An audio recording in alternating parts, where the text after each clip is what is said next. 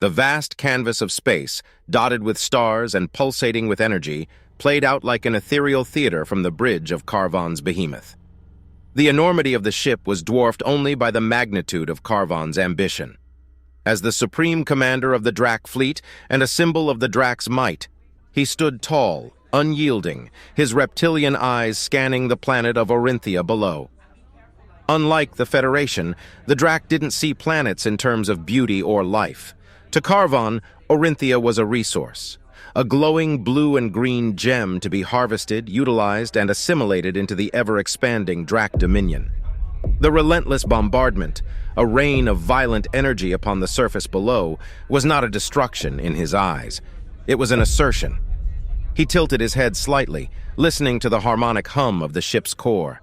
It was a melody of power and precision, and it was music to his ears.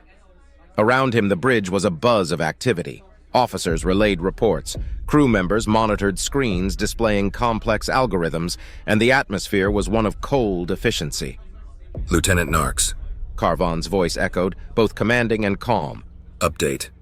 A slender Drac officer stepped forward, his dark scales reflecting the ambient light of the control panels.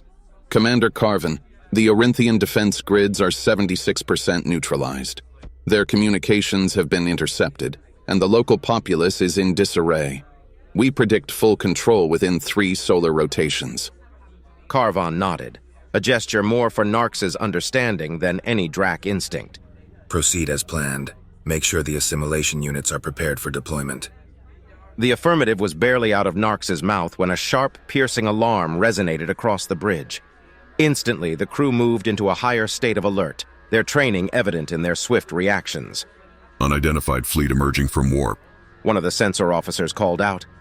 The massive holoscreen at the front of the bridge flickered to life, displaying the sudden appearance of Zorvan's squadron. 6 sleek, predatory ships gliding with purpose.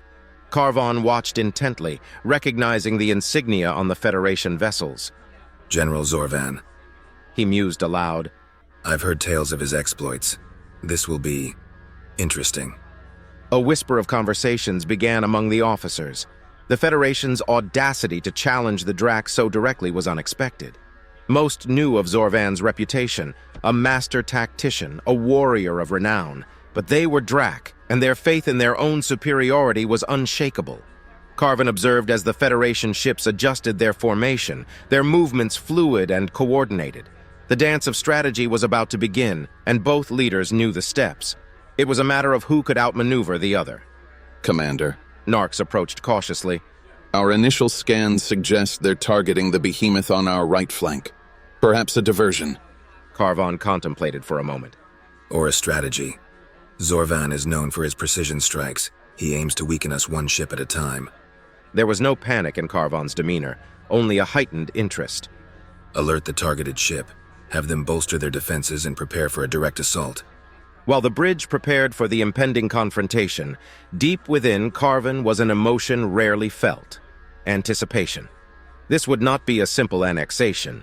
It was a dance of 2 galactic powers, and the galaxy was watching. As the Federation's torpedoes burst into life, their fiery trails illuminating space's darkness, Karvan felt the weight of leadership. He had countless battles under his belt, but this one against Zorvan promised to be legendary. Let them come. Karvan whispered to himself, his gaze unwavering. We shall see if the Federation's might matches its reputation. In the vastness of space, as 2 titans prepared to clash, the destiny of Orinthia and its inhabitants hung in the balance. The vastness of space was momentarily set aflame by the Federation's unexpected tactical maneuver. Their decision to concentrate fire on a single Drac behemoth was not one Karvan had anticipated, and the sudden onslaught left his fleet momentarily disoriented. Through the maelstrom of explosions and chaos, he discerned the Federation's underlying strategy: isolate, attack, and decimate his ships, one at a time. It was a classic maneuver, yet executed with such precision that even Karvan, in the depths of his reptilian heart, felt a flicker of admiration for Zorvan's tactics. On board the besieged behemoth, alarms blared and warning lights illuminated the bridge in a frantic dance of red. The ship's captain, sensing the dire situation, transmitted distress signals across all channels. Commander Carvon, we are under heavy fire. Shields are degrading faster than we can reinforce them. Carvan's eyes, usually so cold and calculating, now burned with determination. He quickly realized that if the beleaguered behemoth fell, it would serve as more than just a loss of firepower. It would be a blow to the Drac's pride and reputation. The Federation was trying to send a clear message, and Carvon had no intention of letting them succeed. Realigning his fleet with swift, decisive commands, Carvon orchestrated a protective formation around the besieged ship. His smaller craft swooped in, drawing the Federation's fire and deflecting it from the behemoth. Protect the behemoth at all costs. Redirect energy from non-essential systems to shields and weaponry, he ordered. In the midst of this tactical rearrangement, Carvon found himself watching the fleeing civilian crafts from Orinthia. Their desperate flight, a silent testament to the Federation's commitment to protect its own. While he struggled to understand the emotional connection that humans had with their kin, he couldn't deny the lengths they were willing to go to ensure their safety. Could this be their Achilles' heel? The Drac had no such sentimentality.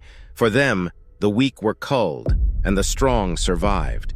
It was a brutal way of life, one that had ensured the Drac's dominance for millennia. But now, as Carvon gazed at the protective arc the Federation ships formed around the civilians, he wondered if their human emotions, their sense of duty and love, could be turned into a liability. A plan began to form in his mind.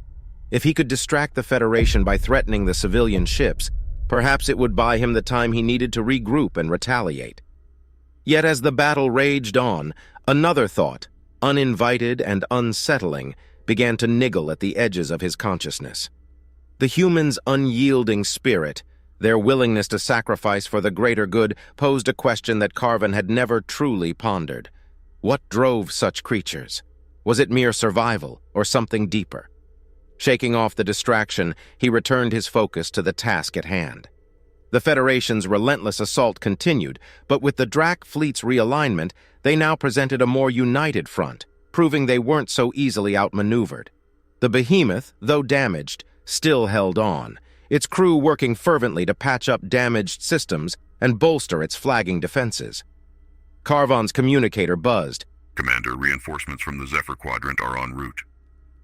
A slow, satisfied smile spread across Carvon's face. The tide was turning. The Federation's gambit had been bold, but the Drac were far from defeated. Now, as the two mighty forces continued their celestial dance of war, the Drac leader harbored a newfound respect for his adversary. This wasn't just a battle for territory or dominance. It was a clash of ideologies, a testament to the enduring spirit of both races. And for the first time in eons, Carvon felt the thrill of uncertainty, a sensation both exhilarating and terrifying. The outcome of this conflict was far from predetermined, and the universe watched with bated breath. The nebulous theater of war, dotted with flares of red, green, and blue from clashing ships, suddenly reverberated with a different kind of intensity. Having been caught off guard once, the Drac fleet, under Carvon's meticulous command, began to demonstrate why they were feared across galaxies. Their ships, pulsing with a chilling blue hue, synchronized in movement and purpose. With cutting-edge tech and seamless coordination, they started to unleash a barrage of energy, turning the tables against the Federation. Amid the cacophony of blasts and retaliatory strikes, Carvon's voice rang clear and cold across Drac comms.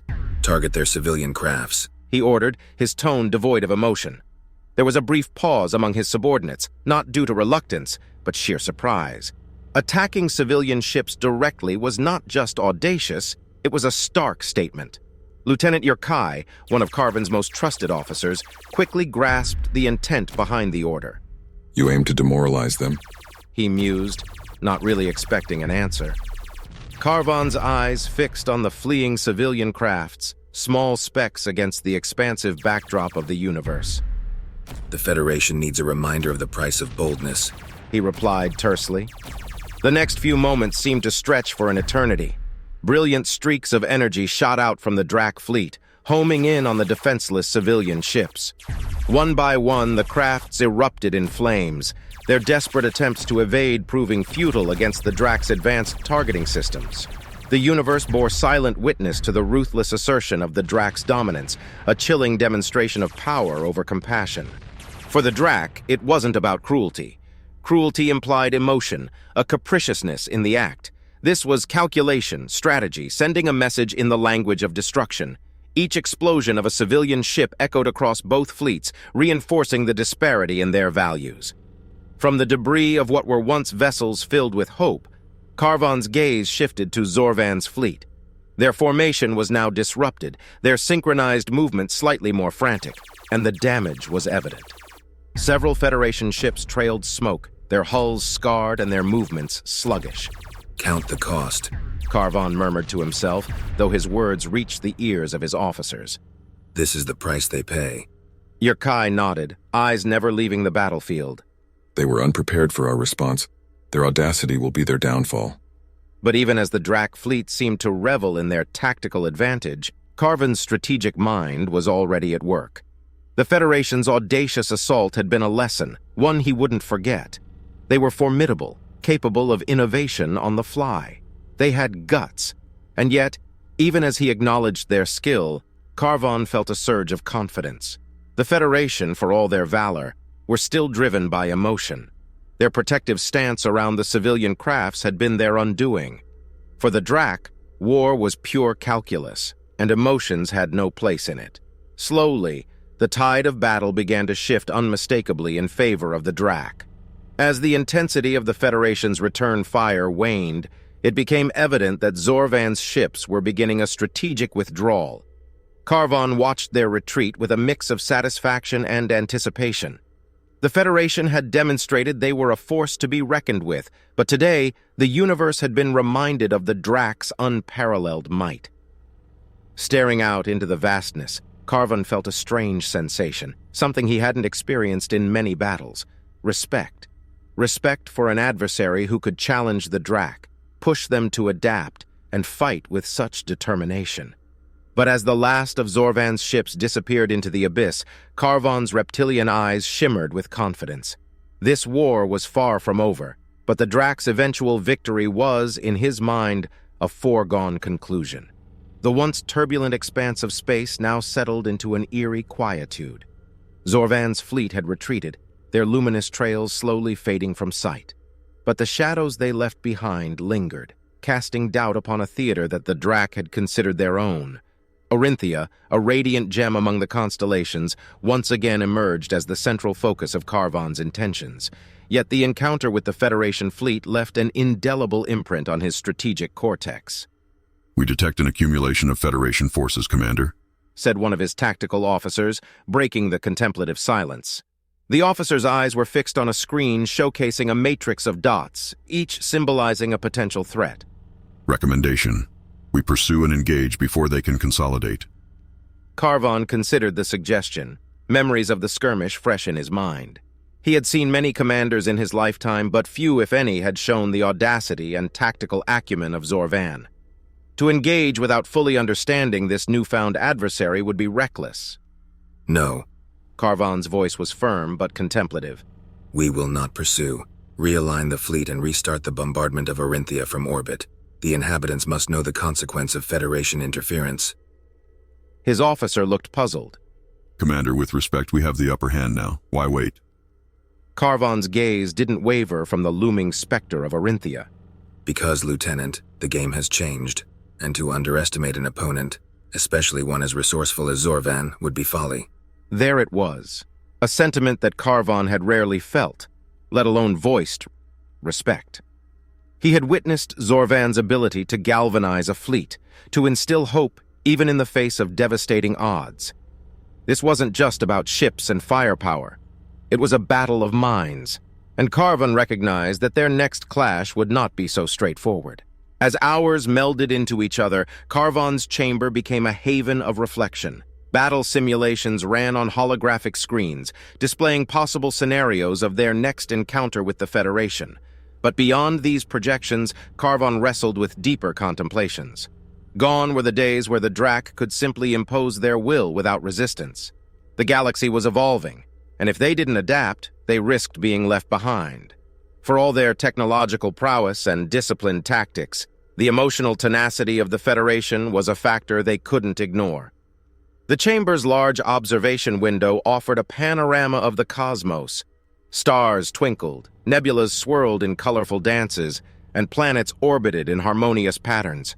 It was a tapestry of existence, and the Drac's role within it was becoming increasingly complex. Deep in thought, Carvon pondered the paths the universe could take. Each choice, each battle, every strategy could tip the scales in unforeseen ways. He held an unwavering belief in the Drac's destiny to reign supreme. Yet a nagging voice reminded him that complacency could be the downfall of even the mightiest. The weight of the galaxy's fate rested heavily upon him. The intertwining fates of the Drac, the Federation, Orinthia, and countless other entities hung in the balance.